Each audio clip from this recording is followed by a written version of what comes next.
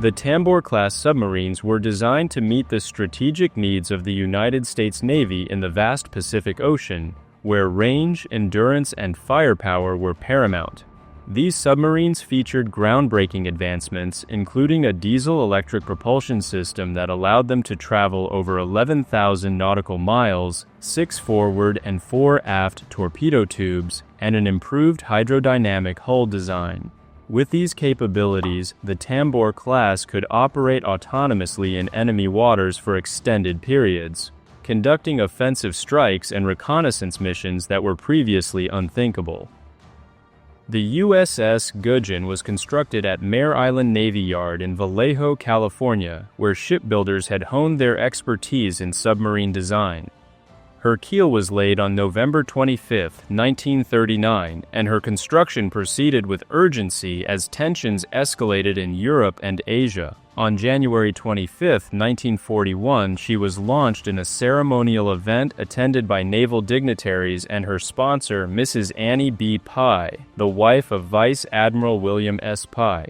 The christening marked the beginning of a career that would epitomize the courage and ingenuity of the silent service. Gudgeon's diesel engines provided reliability and speed on the surface, while her electric motors allowed for silent operation underwater. Her armament included 24 torpedoes and a 3-inch deck gun, enabling her to engage a variety of targets. Inside, the submarine was a marvel of compact efficiency, with every inch of space meticulously utilized. The crew of 55 shared close quarters, sleeping in cramped bunks and storing personal belongings in lockers scarcely larger than a shoebox. Meals were a highlight of daily life, prepared by skilled cooks who made the most of limited provisions. Despite the hardships, morale remained high, sustained by the crew's sense of purpose and mutual reliance. The attack on Pearl Harbor on the 7th of December, 1941, thrust the United States into the Second World War.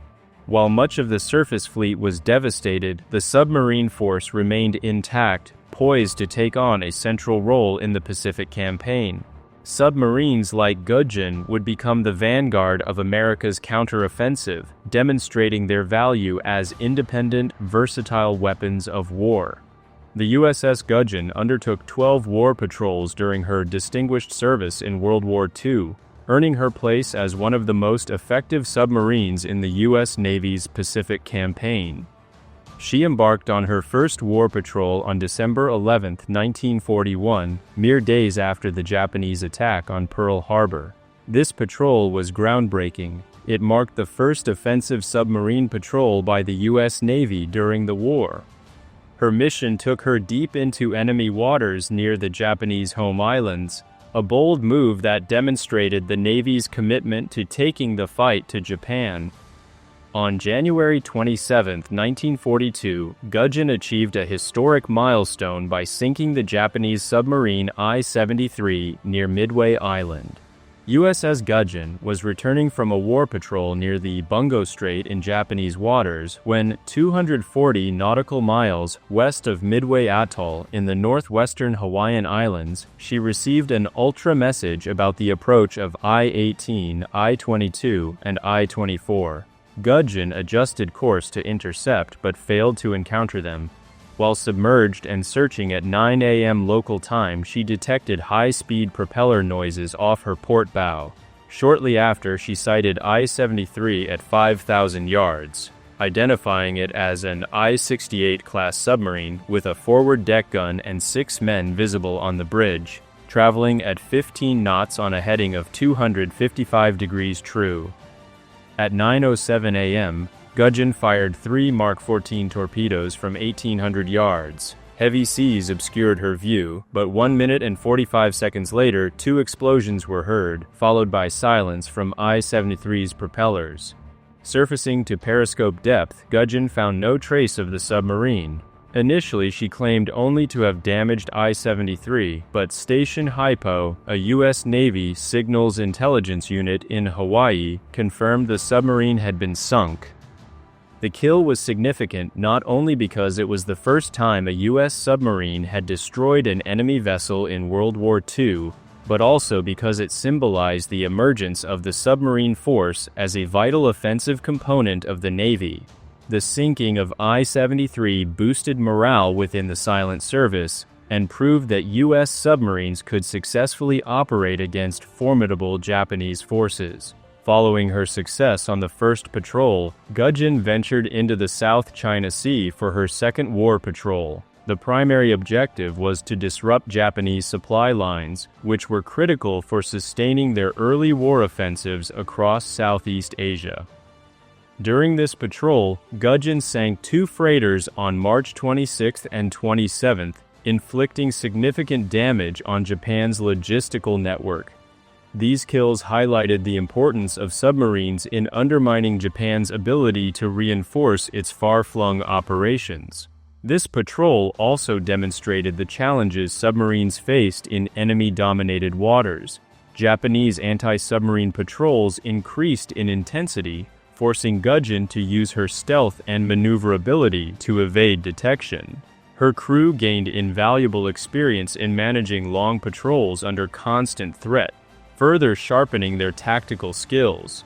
Gudgeon's third patrol coincided with one of the most pivotal battles of World War II, the Battle of Midway. Positioned as part of a submarine screen encircling Midway Atoll, her mission was to intercept and disrupt Japanese naval forces. Although she did not engage directly with enemy ships, her presence was critical in maintaining the defensive perimeter around the U.S. fleet. The Battle of Midway marked Japan's first major naval defeat in centuries and shifted the momentum of the war in favor of the Allies. Gudgeon's role underscored the strategic importance of submarines not only as offensive tools, but also as vital components of fleet operations. Gudgeon's fourth war patrol took her to the waters near Truk, a major Japanese naval base in the Caroline Islands. This mission marked a shift to more aggressive tactics. On August 3rd, she sank the 4,858-ton Naniwa Maru in a nighttime submerged attack. Later in the patrol, she damaged 2 large tankers in a daring attack on a convoy northwest of Truk. This patrol demonstrated the evolving tactics of U.S. submarines, which increasingly relied on night attacks and submerged approaches to evade detection and maximize effectiveness. The crew's ability to adapt to these strategies showcased their growing proficiency in submarine warfare. During her 5th patrol, Gudgeon operated in the waters near Rabaul, a strategic Japanese stronghold in the South Pacific. On October 21st, she sank the 6,783-ton Chokomaru and launched several attacks on heavily defended convoys. These missions tested her crew's endurance and tactical ingenuity as Japanese escort vessels became more adept at deploying depth charges to counter submarine attacks. Gudgeon's 6th and 7th patrols showcased her versatility. During her 6th patrol, she conducted 2 critical special missions, landing 6 guerrilla fighters and supplies on Negros Island in the Philippines to support resistance efforts and rescuing 28 Allied personnel from Japanese-controlled Timor Island. These missions required precision and bravery, as the submarine had to surface near hostile shores to complete her objectives. Her 7th patrol combined offensive strikes with reconnaissance. On March 22, 1943, she sank the 5,434-ton Maigan Maru and inflicted heavy damage on 2 other vessels in a convoy near Java. 5 days later, she sank the 9,987-ton Toho Maru in a daring night surface attack that involved exchanges of gunfire as her crew evaded enemy escorts. During her 8th patrol, Gudgeon achieved one of her most notable victories, the sinking of the Kamakura Maru, a 17,526-ton Japanese troop transport. This vessel, repurposed from a luxury ocean liner, was among the largest ships sunk by an American submarine during the war. On April 13, 1943, torpedoman's mate 3rd Class Arthur Howard Miller died of injuries suffered in a torpedo unloading accident while on board in the line of duty. On May 4, 1943, Lieutenant Junior Grade George Harvey Penland Jr. was hit in the head by an empty gun case as it was ejected from the gun. He fell overboard unconscious and was not recovered. By early 1944, she had become one of the most seasoned and successful submarines in the Pacific, with a growing list of accomplishments. On April 4, 1944, Gudgeon departed Pearl Harbor for her 12th War Patrol, under the command of Lieutenant Commander Robert A. Bonin. After refueling at Johnston Island on April 7th, she proceeded toward her assigned patrol area near the Northern Marianas. Her mission was to disrupt Japanese shipping routes and provide reconnaissance in an increasingly contested region. Tragically, Gudgeon disappeared without a trace. Japanese records indicate that on April 18, 1944, a G-3M Nell bomber attacked a surfacing submarine southeast of Iwo Jima, delivering 2 direct hits with 250-kilogram bombs. The attack reportedly caused a massive explosion and an oil slick, suggesting the submarine's destruction. However, definitive evidence linking this attack to Gudgeon has never been found. Subsequent searches failed to uncover any trace of the vessel or her 79 crew members. On June 7, 1944, Gudgeon was officially declared overdue and presumed lost. Captured Japanese records offered no clues about her fate, leaving her disappearance one of the enduring mysteries of the Silent Sea. Throughout her 3-year service, Gudgeon secured a distinguished position within the Pacific submarine fleet. With 71,047 tons of enemy shipping sunk, she ranked 15th on the honor roll of American submarines, achieving a total of 12 confirmed kills.